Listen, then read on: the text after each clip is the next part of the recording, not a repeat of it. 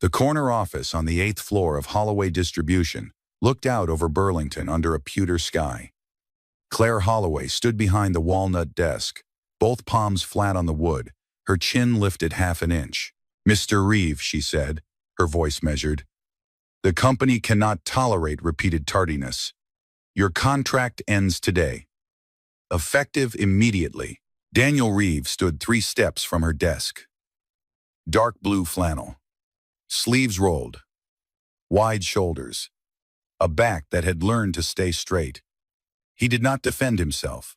He did not ask why. He looked at her for exactly 3 seconds. No anger, no wounded pride. Only something quieter, the way a man marks a thing so he will not forget it. Then he nodded once, turned, and walked out. The door clicked shut. Claire stood very still, and for the first time that morning her fingers tightened against the wood for reasons she could not name. To understand why he did not say a word, we have to go back 7 hours. At 5:50 in the morning, the kitchen of a 2-bedroom apartment in South Burlington was warm with the smell of toast and coffee. Daniel stood at the counter in a freshly pressed flannel shirt, spreading butter on a slice of bread. Emma was 8. Her hair was the soft brown of her mother, who had been gone 3 years. She came out of her bedroom holding an old stuffed bear. "Daddy," she said, very small. "Madison says her house has a mom and a dad. Ours only has you." Daniel knelt and tied a red ribbon into her hair. "I am going to stay long enough today for every kid in your class to see that your dad exists. Okay?" Emma nodded and put her arms around his neck. At 7:15, Burlington Elementary's gym was loud with donut boxes and the laughter of 30 fathers. Daniel sat beside his daughter, splitting a glazed donut. Miss Patterson came over and seemed surprised by how tall he was up close. Emma walked him from table to table, introducing him to every girl in her art group, smiling without trying. Daniel had planned to leave at 7:40. He stayed an extra 20 minutes, because when he stood up, Emma reached for his hand and would not let go. 7 miles north, Claire was already chairing the 3rd quarter executive meeting. She was 36. Charcoal blazer. Hair pulled into a low knot. 18 months earlier, she had buried her father and inherited the company he had built from a single warehouse on Pine Street. The board was watching her like a hawk watches the second smallest bird in a field. The chief operating officer was Richard Vance. 52. Gray suit. The kind of smile that arrived before the words. He had expected Holloway Distribution to be his 20 years ago.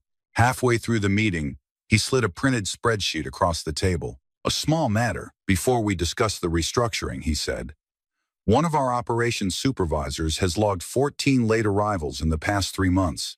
Daniel Reeve. If we cannot enforce discipline at the warehouse floor, I am not sure how we expect to convince the board on the larger restructuring plan." He did not look at Claire when he said the last sentence. Every other person at the table did. Claire glanced at the spreadsheet. The signature at the bottom was Vance's own. "I will handle it today," she said. At 9:42 in the morning, Daniel pulled his Ford pickup into the employee lot. Frank Delaney, the senior forklift operator, was already standing in the warehouse bay doorway. 67 years old, a slight limp he had owned since 2004. He looked at his wristwatch. He looked at Daniel. He nodded once. Daniel nodded back. Neither said a word. Daniel walked to his office. On his monitor, "Miss Holloway would like to see you on the 8th floor." He picked up the small frame photograph of Emma on his desk and put it in his coat pocket. Then he turned off his computer. At 10 o'clock, Daniel sat across from her and accepted the dismissal without flinching. 3 seconds. A nod. The door clicking shut behind him. When the door clicked, Claire reached for the glass of water on her desk and noticed her hand was shaking. "This is discipline," she said quietly to the empty office. "This is what the board needs to see." She poured the water anyway. She did not drink it. At 8 minutes past 10, Daniel was at his desk, packing a small cardboard box. The photograph of Emma, a leather notebook, a small flashlight from the bottom drawer. 4 minutes. He did not look at the walls. The security officer who came to escort him out was a 23-year-old named Tyler Boyd. Tyler had a wife at home 7 months pregnant and a truck Daniel had helped him fix the month before. He looked at the floor. "Sir, I am sorry. It is procedure. You are doing your job, Tyler. Do not carry it home with you." They walked through the lobby. Frank Delaney stood near the reception desk in his green coveralls. He had not been there 10 minutes before. When Daniel passed, Frank did not move. He stood at something not quite attention, but very close to it, and his eyes met Daniel's for the length of 3 steps, and then Daniel was out the door. By 11:30, Daniel sat in his pickup in the corner of the lot with the engine off. He took a napkin from the glove compartment and wrote 3 numbers on it. $11,000 in savings, 3 months of rent, Emma's art class through June.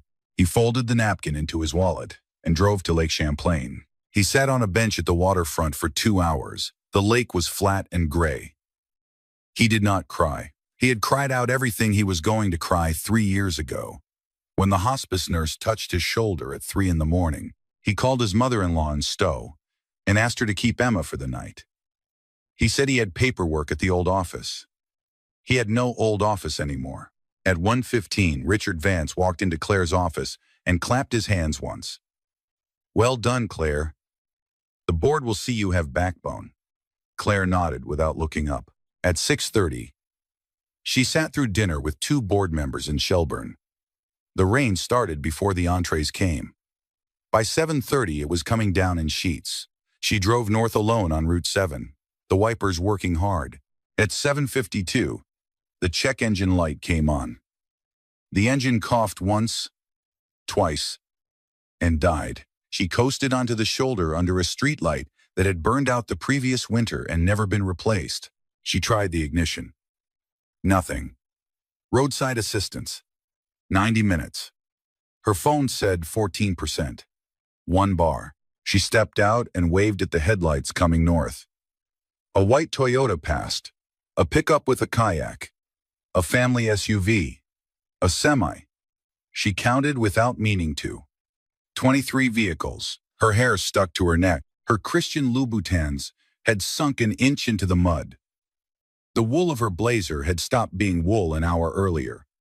For the first time in many years, Claire Holloway felt completely invisible. At 8:11, a Ford pickup slowed from the south. It stopped on the gravel 5 meters from her. The driver's door opened. The man who stepped out wore a dark blue flannel shirt. The headlights caught the shape of his shoulders before they caught his face. Daniel saw her first. She saw him half a second later. Neither moved. 3 seconds, on the shoulder of Route 7. That stretched as long as the entire morning. The same look. The same 3 seconds. But this time, she was the one who could not speak. He walked toward her through the rain. He did not hurry. The walk of a man who had been through worse nights than this. He stopped 2 steps away. "How long has it been off, ma'am?" 25 minutes.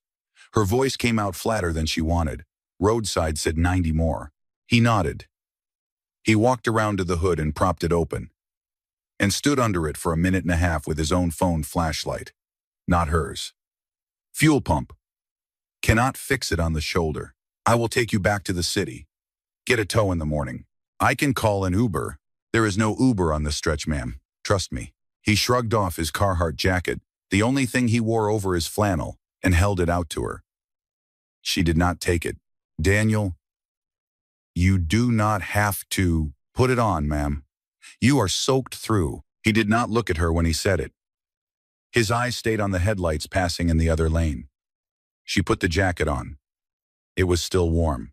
She climbed into the back seat. The front passenger seat was already occupied. A child, 8 years old.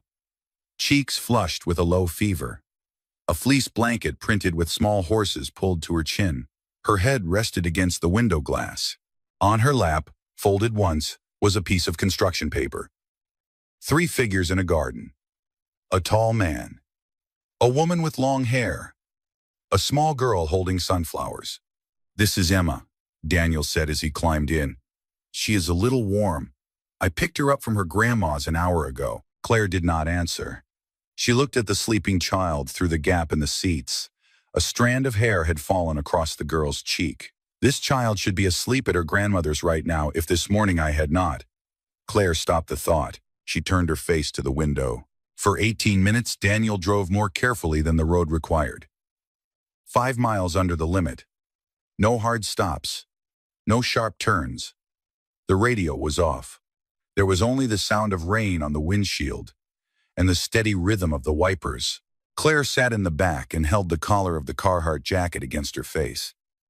It smelled like fabric and a faint trace of motor oil and the deep, honest smell of a man who worked for a living. None of the closets in her apartment held a coat that smelled like anything at all. She did not cry. She sat with a question growing larger in her chest. What did I do this morning? Who is this man? At 8:38, he stopped the pickup outside her building on Battery Street. He did not turn off the engine. Emma was still sleeping. Claire opened the door and reached for the jacket. Keep it for now, ma'am. Give it back next week. If you have time. He said the last sentence without realizing what he had assumed, that there would be a next week, that there would be a time. She nodded. She stepped out. Before she shut the door, she said the only sentence she said the entire ride. Thank you, Daniel. He nodded once. He drove away. The tail lights of the pickup dissolved into the rain. Claire stood on the granite steps of her building with the Carhartt jacket dripping. She did not go inside.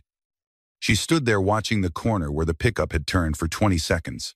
Then she did something she had not done in the 18 months since her father's funeral. She sat down on the wet stone steps in a $1,000 blazer. And she cried. She did not know it yet. But when she walked into her office in the morning, everything she thought she understood about that man would collapse. She did not sleep. At 6 in the morning, she was already in the elevator going up to the 8th floor. The Holloway Distribution Advisory Board met 4 times a year. Today was the second quarter session. The first member to arrive was a retired 3-star general named Howard McKinley, who had served on the board since 1999. He was 74, white hair cut close to the scalp, a walk that did not bend. He stepped out of the elevator and paused at the digital staff directory mounted by the reception desk. The screen rotated through recent updates, new hires, promotions, and a card that read, Contract terminated Daniel Reeve, Operations. The general stood and looked at the screen for 10 seconds. He did not move. Then he turned to the receptionist. Young lady, does Miss Holloway know who this man is? The receptionist blinked. I am not sure I follow, sir. That will be the answer, he said. Please tell her I would like to see her before the board meeting. In private. 6 miles south, Daniel sat at his kitchen table with a mug of coffee that had gone cold. Emma was at the small desk by the window, drawing. He had not told her yet that he had lost his job. He would tell her that evening. He had decided. He just had not figured out the words. 20 minutes later, in the corner office where she had fired Daniel the day before, Claire sat across from General Howard McKinley. He did not take coffee. He folded his hands on his knee. Miss Holloway, the man whose name was on your termination screen this morning. Lieutenant Colonel Daniel Reeve, United States Army, Logistics Corps. I personally signed 2 commendations on his record. In 3 years of operations at Bagram, the units under his command did not lose a single supply convoy. Not one. He volunteered for a tour nobody asked him to take because his wife was dying and he wanted to finish his service before she ran out of time. I am certain you had reasons for terminating him. I would like to understand them. Claire's mouth opened, closed.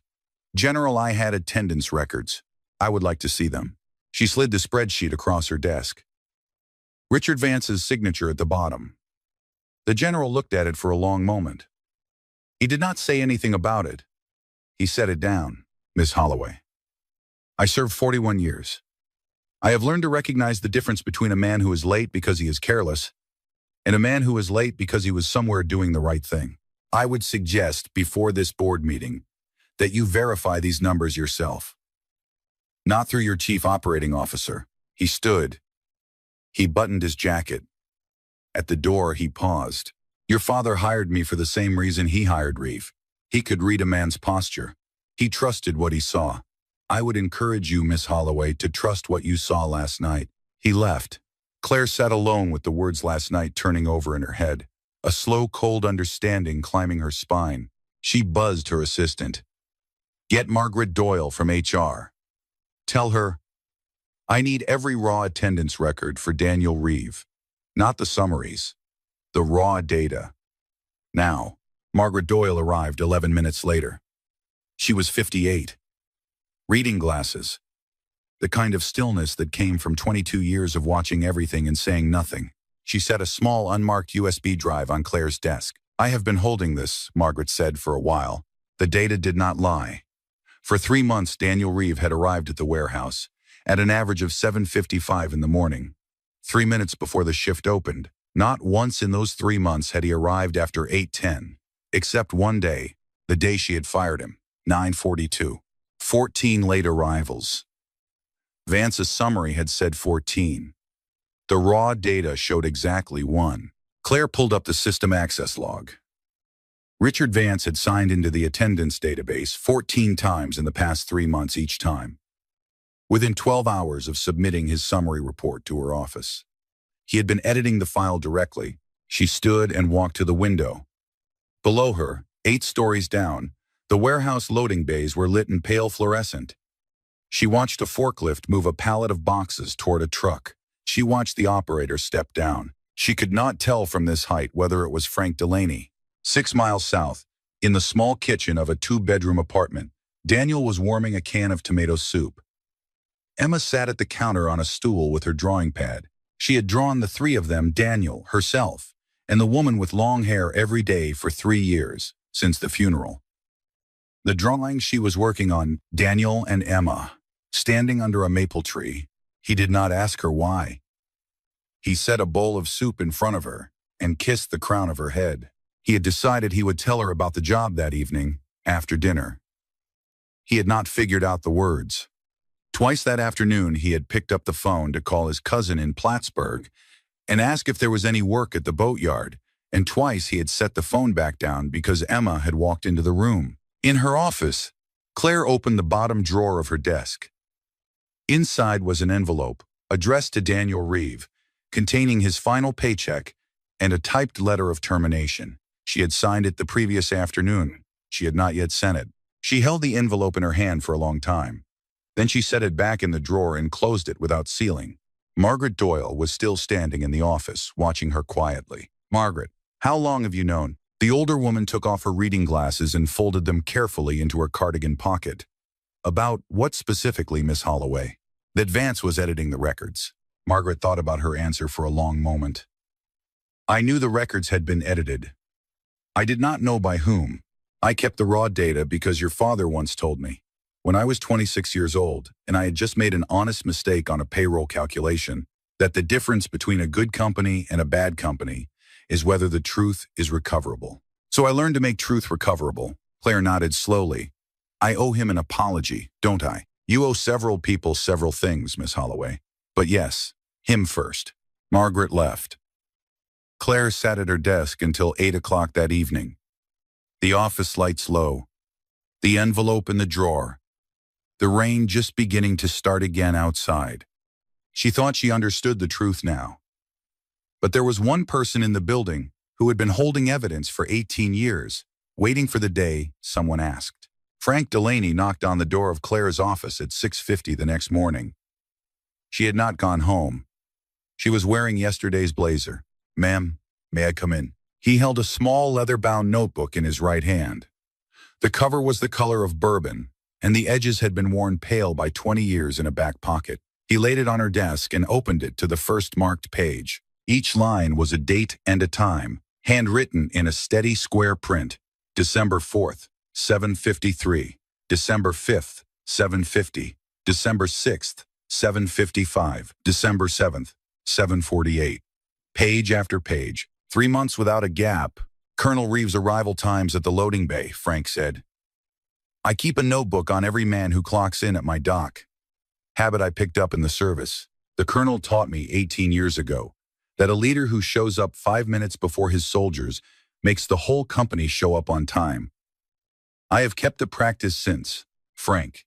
Claire's voice was unsteady. How long have you known who he was? Since his first week on the floor, the two under him in 2007. He pulled me out of a wrecked Humvee outside Mosul on a road I should not have been driving on. He recognized me on his first day at Holloway. He asked me to keep his record to myself, ma'am.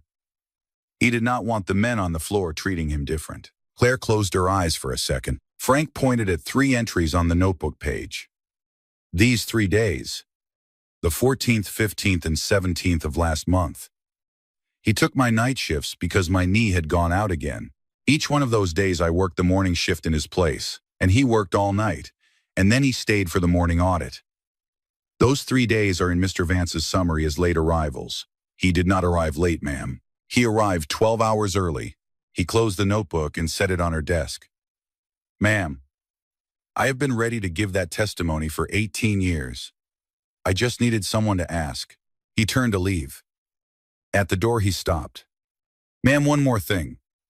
The colonel never told me his wife had passed. I only learned because his daughter wore a butterfly pin to the company Christmas party. Same pin her mother used to wear in the photographs he keeps in his office. He saw me notice it. He did not say anything. He just nodded. That was the only conversation we have had in 3 years that was not about work. He let himself out without waiting for a reply. Claire reached for her phone. Howard Schultz. He is the family lawyer. I need to see him this morning. By 10 o'clock, the IT director had confirmed the access log. Vance had been editing the attendance file for 96 consecutive days. By 11, the corporate counsel had a list of disclosures Vance had failed to make about his 8% stake in the third-party logistics contractor. He had been quietly arranging to take over Holloway's restructuring contract. At noon, Claire took her phone to the window and dialed a number she had pulled from Daniel's employee file. He picked up on the third ring. This is Reeve. Daniel, it is Claire Holloway. I would like to come by your apartment this afternoon. There are things I need to say to you in person. If that is all right. A pause. 3 seconds. The pause she was beginning to recognize as the way he thought before speaking. Yes, ma'am. Emma is home from school by 3:30. He hung up. Claire held the phone for a moment after the line went silent, and then she sat down on the edge of her desk. And for the first time in 18 months, she allowed herself to smile. At 3:45 that afternoon, Claire stood on the small concrete landing outside the apartment on Maple Street in South Burlington. She was holding a manila envelope. Inside were a reinstatement contract, a letter of personal apology written by hand, and the family lawyer's confidential report on Richard Vance. The door opened before she could knock. Emma stood in the doorway in a sweatshirt with a fox on the front. Her eyes went wide. You are the lady from the back of Daddy's truck. Claire opened her mouth. No words came out in time. Emma reached up and took her hand and pulled her inside. The apartment was small and warm and exactly clean. A couch with a folded blanket. A kitchen table with 2 chairs. A row of framed school photographs on a shelf. On the refrigerator, held by magnets, were 30 children's drawings in a neat grid. 29 of them showed 3 people. A man, a woman with long hair, and a small girl. The 30th tape just that morning to the very center of the door showed 2 figures under a maple tree. Daniel came out of the kitchen drying a dish with a towel. He saw her. He did not look surprised. He folded the towel over his shoulder. Miss Holloway. Claire. Claire. He gestured at the small dining table. She set the envelope down. She sat. Emma sat on the floor with her drawing pad and began coloring without looking up. Daniel. The records were falsified. All of them. Vance was editing the database personally. He has also been planning to route the restructuring contract to a logistics firm he owns 8% of. I have a board meeting Monday morning. He does not know yet that I know. She slid the envelope across the table. Daniel did not pick it up. I came here, she continued, not because the board is going to demand I clean this up. Not because General McKinley is watching me. I came because you deserve to hear the apology from the person who did it. In your home. Without an audience. Daniel looked at her for a long moment. He did not pick up the envelope. "I will make tea," he said. He went to the kitchen. Emma looked up from her drawing pad and patted the carpet next to her. Claire, who had not sat on a floor in 15 years, who had attended dinners at the governor's mansion and the World Economic Forum, and once, briefly, the White House, slid out of her shoes and sat down on the floor of a small apartment in South Burlington. Emma showed her each drawing in order. The man was Daddy. The woman with long hair was Mommy, who lived in heaven now. The small girl was Emma. She had been drawing all three of them every day until last month. Last month, she had started drawing only two. She had not told her father why. "Why did you stop?" Claire asked quietly. Emma considered the question with the seriousness of an adult. "Mommy is still real. She is just not here. I did not want Daddy to be sad." Claire's eyes filled. She blinked them clear. From the kitchen came the small, ordinary sound of a man pouring boiling water into 2 cups. Then Daniel was standing in the doorway, with the tea in his shoulder against the frame, watching them sit on the floor together. He did not say anything. He just stood there for a moment, holding the 2 cups. Then he set one down on the table beside the manila envelope he still had not opened. And he sat down on the floor next to his daughter. And the three of them stayed there until the tea went cold. When Emma finally fell asleep on the carpet with her cheek on her drawing pad, Daniel lifted her without a sound and carried her down the hallway to her room. Claire stayed on the floor. She listened to him close the door and turn on a nightlight. He came back and stood in the doorway, looking at her sitting there with the empty teacups at her knees. "You did not have to apologize in person," he said. "I would have read the letter." "I know," she said. He nodded. He did not say anything else. He did not have to. The boardroom on Monday morning was full at 7 o'clock. The 9 members of the Holloway Distribution Board sat around a long oval table of polished oak. General Howard McKinley sat at the far end. Richard Vance sat at Claire's right hand in a charcoal suit with a new pocket square. He smiled at her as she took her seat. She did not smile back. "Before we discuss the third quarter restructuring," Claire said, "I have a personnel and disclosure matter I would like to bring to the board's attention." She nodded to the projector operator. The first slide came up. Raw attendance data. 3 months, sorted by day. The second slide, the system access log.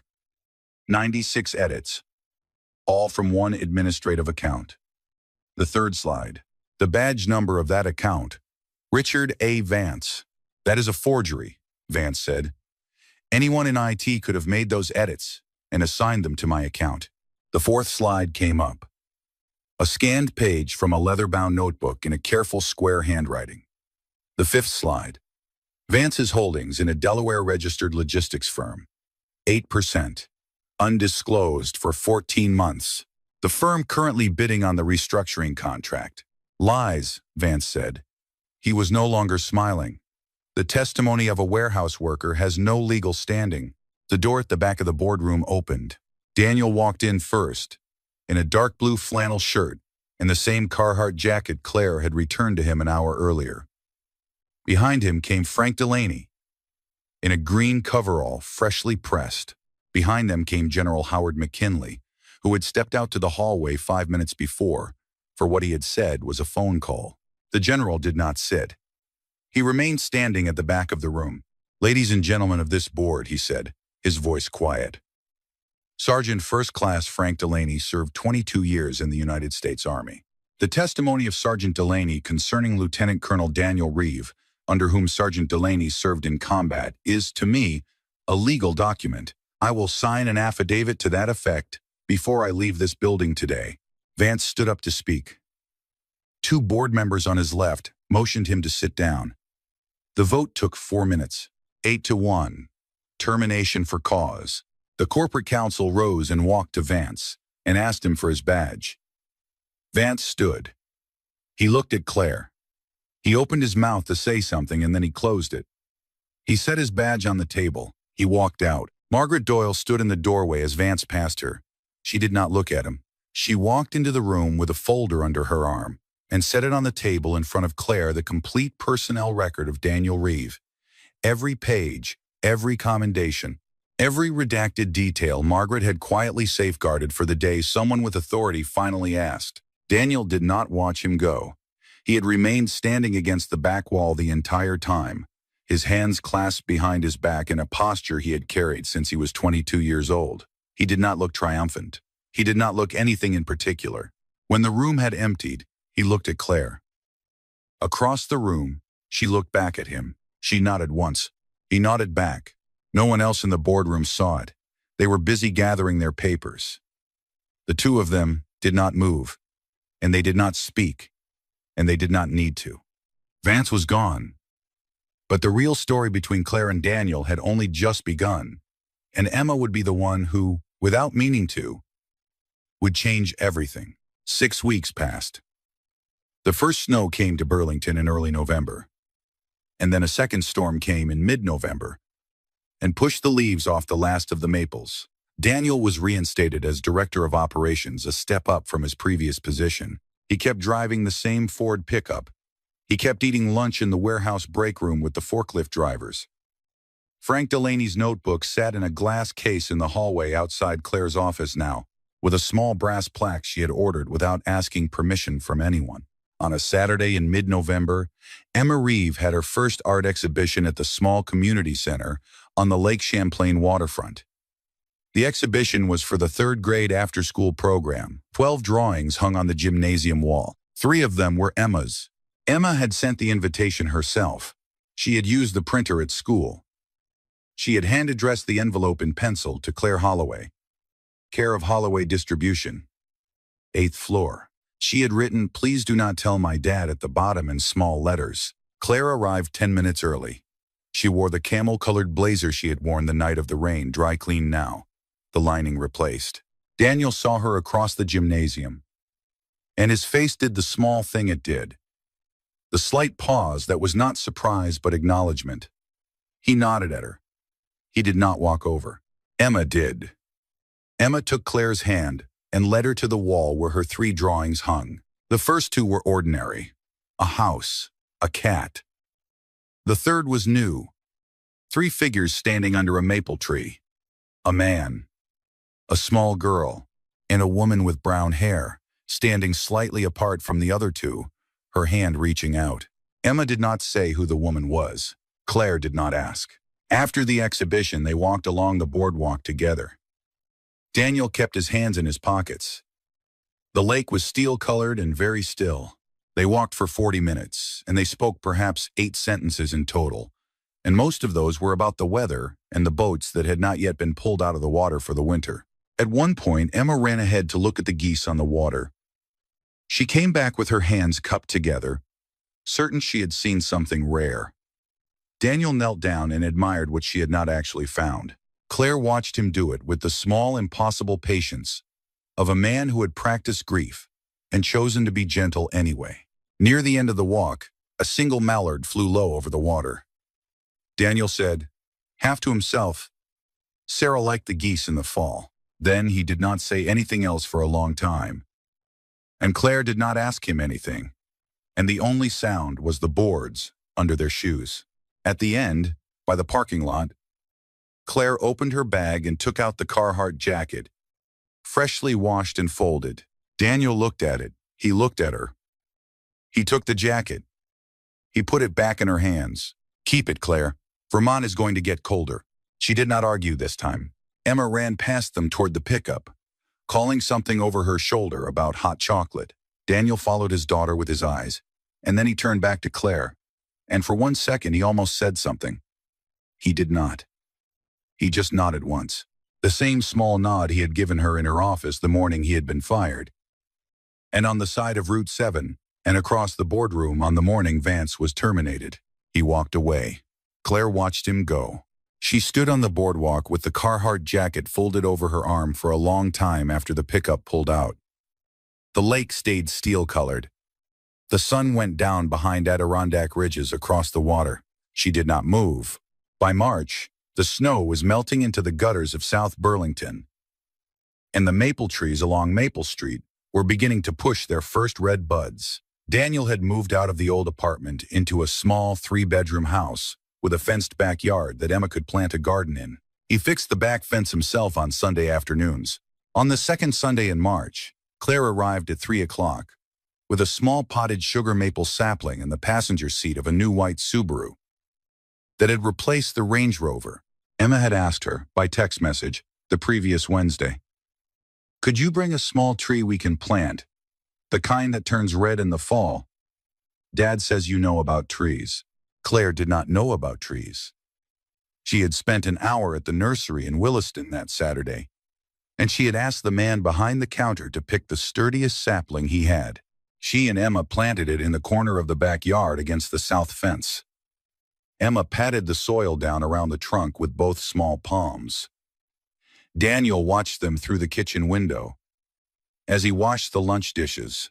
In 6 months, no one had given the thing they had a name. There had been no date, no declaration, no kiss. Claire arrived on Sundays. Sometimes she stayed for dinner. Sometimes she helped Emma with her reading homework. Once, on a Saturday, Daniel had fixed a misaligned cabinet door in Claire's apartment, and Claire had made spaghetti for them in his kitchen, and Emma had set 3 plates without being asked. General Howard McKinley had retired from the board in February. At his retirement dinner, he had pulled Claire aside in a quiet corner of the dining room and put a hand briefly on her elbow. "Your father would be proud of you and of your choices." That afternoon, when Emma had finished patting down the soil, she stood up and looked at Claire and asked a question with the directness of a child who has been thinking about it for several weeks. "Are you staying for dinner?" Claire looked toward the kitchen window. Daniel was standing inside, drying his hands on a dish towel. He met her eyes through the glass. He gave a small nod. She nodded back. That evening, the 3 of them sat around the small round table in the kitchen of the small house in South Burlington.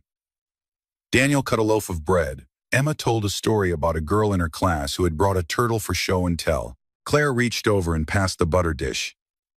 There was a candle on the table that Daniel had not lit on purpose. Emma had lit it before dinner because she had said the table looked too bare. The light was yellow and ordinary. The 3 of them ate.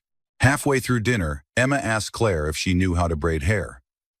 Claire said she had not braided anyone's hair in 20 years. Emma climbed down from her chair and stood in front of her, and turned around without negotiating and waited. Daniel watched from across the table without smiling and without looking away, his bread knife resting on the edge of his plate. Claire braided her hair. It was uneven. Emma did not care. She turned around and inspected her reflection in the dark window over the sink and pronounced it good.